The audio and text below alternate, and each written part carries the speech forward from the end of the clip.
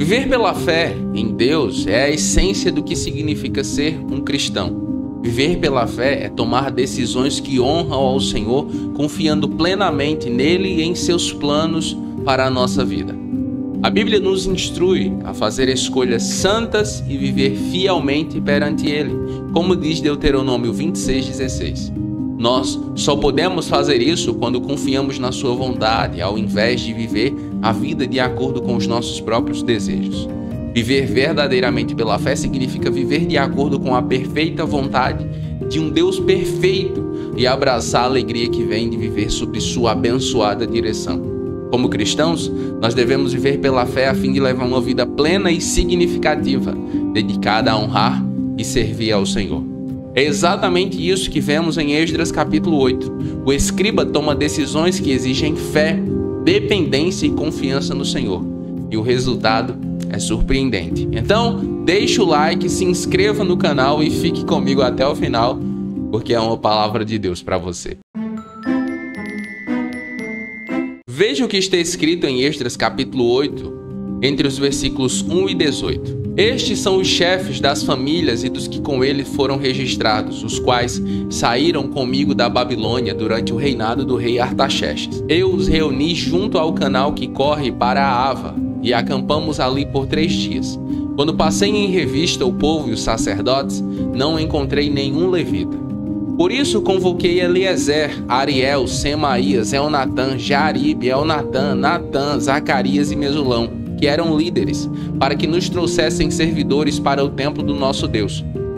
Como a bondosa mão de Deus estava sobre nós, eles nos trouxeram Serebias, homem capaz, dentre os descendentes de Mali. A maioria dos judeus que haviam partido de Jerusalém tinham morrido no cativeiro, e uma nova geração havia surgido na Babilônia que nunca tinha visto Jerusalém. Por esse motivo, Esdras teve dificuldades de reunir pessoas para voltar com ele, porque elas estavam satisfeitas com suas vidas como escravos. Para lhe ajudar no processo, Esdras reúne os chefes de família que trabalharam no recrutamento com ele, e isso deu muito certo. Cerca de 1.500 homens partem da Babilônia para Jerusalém nessa segunda viagem. Na revista, ele não encontra levitas, então convoca os líderes para que os reúnam. Os levitas eram os únicos autorizados a servir no templo. E isso é muito importante. Perceba que Esdras não está disposto a dar prosseguimento ao projeto sem que isso seja resolvido. Ele precisava de levitas para dar continuidade à obra do templo, porque só levitas podiam servir no templo, como sacerdotes, como os que auxiliavam. Todos os serviços do templo eram feitos pelos levitas, porque assim havia ordenado ao Senhor no estabelecimento da lei. Infelizmente, muitas igrejas não têm tido essa preocupação em nossos dias. Muitas igrejas não têm tido mais o cuidado de prestar atenção em quem são seus líderes, em quem está servindo no templo. Muitas vezes o critério é a boa aparência, ou se é bem conhecido do pastor, das lideranças, se existe ali uma afinidade entre eles. O testemunho e a vocação pouco tem importado. Esdras não estava disposto a abrir mão disso. Por isso, ele exigiu que os levitas fossem recrutados, enumerados e que eles assumissem o serviço no templo. Nós vemos muitas igrejas no Brasil e isso é uma bênção, mas nós também vemos muitas distorções de igrejas, muitos pastores que não deviam nem ser pastores, que deveriam ser ovelhas, assumindo cargos de liderança na igreja, porque esse critério tem sido abandonado. No caso de Esdras, após uma busca intensa, eles encontraram Serebias, e a Bíblia diz que ele era um homem capaz. Além dele, mais 200 homens aptos foram encontrados para servir no templo, porque a boa mão do Senhor estava sobre ele. Veja o que está escrito em Esdras capítulo 8, versículos de 21 a 23. Ali, junto ao canal de Ahava, proclamei jejum para que nos humilhássemos diante de nosso Deus e lhe pedíssemos uma viagem segura para nós e nossos filhos, com todos os nossos bens. Tive vergonha de pedir soldados e cavaleiros ao rei para nos protegerem dos inimigos na estrada, pois lhe tínhamos dito: a mão bondosa de nosso Deus está sobre todos os que o buscam, mas o seu poder e a sua ira são contra todos os que o abandonam. Por isso, jejuamos e suplicamos essa bênção ao nosso Deus. E ele nos atendeu. Como enviado do rei, Esdras tinha o direito de solicitar uma escolta armada para o grupo até Jerusalém. Os 1.500 quilômetros de viagem traziam consigo muitos desafios, mas ele ficou com vergonha de pedir ao rei uma escolta, depois de dizer a ele que Deus cuidava do seu povo. Por esse motivo, ele estabeleceu um jejum com o objetivo de clamar a Deus por sua proteção e cuidado. Esdras me ensina a depender de Deus e praticar a fé que eu proclamo. Ele usou as armas espirituais. Esdras disse ao rei: Rei, o meu Deus, ele é bom, ele cuida do seu povo, daqueles que guardam sua palavra. Então, para Esdras não fazia sentido chegar ao rei e dizer: me envie uma escolta para guardar o povo na viagem pelo caminho. Não. Esdras utiliza cada oportunidade da sua vida para tornar Deus conhecido. Ele usa armas espirituais e por isso ele estabelece jejum na sua vida e na vida de todos aqueles que estariam voltando com ele. O testemunho de Esdras é que Deus ouviu suas orações e recebeu o seu jejum. Ele diz que o Senhor ouviu as nossas orações, porque a boa mão do Senhor estava sobre nós. Se você quer ter os mesmos resultados que Esdras e eu, nós precisamos fazer o mesmo. Voltar a nossa vida ao jejum, à oração. Eu tenho visto muitos cristãos tão engajados em resolver as coisas do seu próprio jeito. Estudam muito, trabalham muito, se esforçam muito, mas jejuam pouco, oram pouco, conhecem pouco a Deus. Martinho Lutero, ele é um exemplo para mim nesse sentido. Todos os dias, pela manhã, ele dedicava mais de 1 hora na presença de Deus. Mas quando ele tinha muito o que fazer, então ele passava mais do que isso na presença de Deus. Quando o dia era muito cheio, quando ele tinha muitas obrigações, então ele passava mais que o tempo convencional na presença de Deus. A nossa geração faz o contrário. Nós já passamos pouco tempo na presença de Deus. E quando o dia é muito cheio, nós reduzimos esse tempo ainda mais. Por isso que nós não podemos exigir que Deus faça na nossa vida do mesmo jeito que ele fez na vida de Esdras, porque nós não estamos fazendo o que ele fez.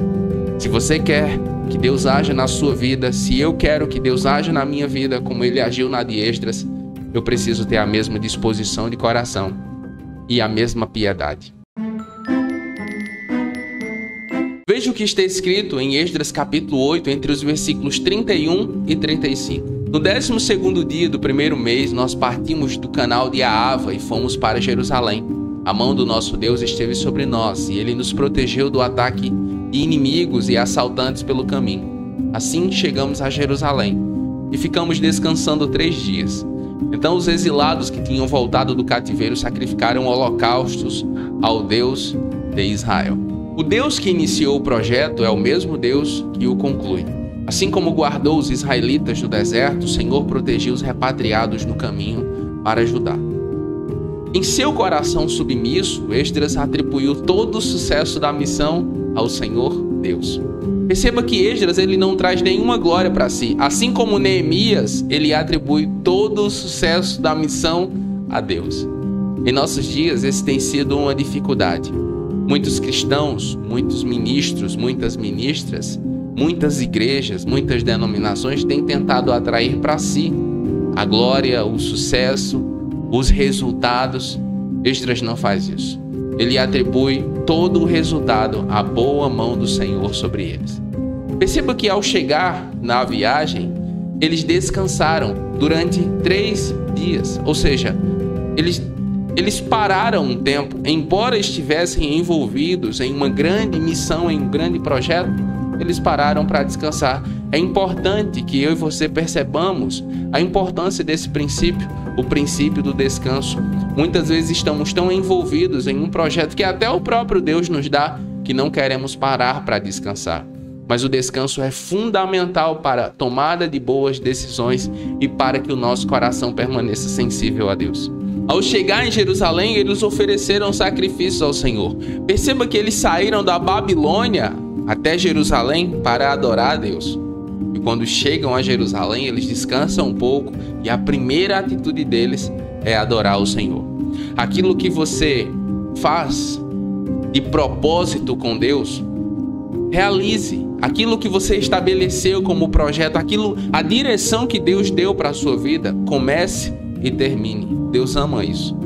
Pense se Deus tivesse providenciado tudo o que o povo precisava e eles estivessem em Jerusalém agora e de repente cada um buscasse fazer aquilo que lhe desse na telha. Isso não seria agradável ao Senhor. Mas eles saíram para adorar, descansaram o suficiente e a primeira coisa que eles fazem é adorar a Deus. Então, aquilo que você estabeleceu como meta, propósito, a direção de Deus para a sua vida, comece e termine. Isso é agradável ao Senhor. Vamos orar? Pai, nós te louvamos em nome de Jesus. Tu és bom, Tu és santo, Tu és o Deus fiel. O Senhor abençoa o seu povo e cuida do seu povo. Tudo que nós temos vem das Tuas mãos. O Senhor é bom. Pai, eu oro em nome de Jesus, pedindo que o Senhor levante verdadeiros adoradores em sua casa. Infelizmente, há muitas pessoas mais interessadas em dar show, em chamar a atenção das pessoas do que chamar a atenção do Senhor. Mas o Senhor disse à mulher samaritana, junto ao poço de Jacó, que o Senhor estava à procura de verdadeiros adoradores, que o adorem em espírito e em verdade.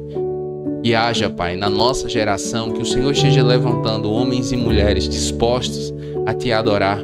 Muitas vezes não são os mais talentosos, muitas vezes não são os mais técnicos, mas que têm o melhor coração.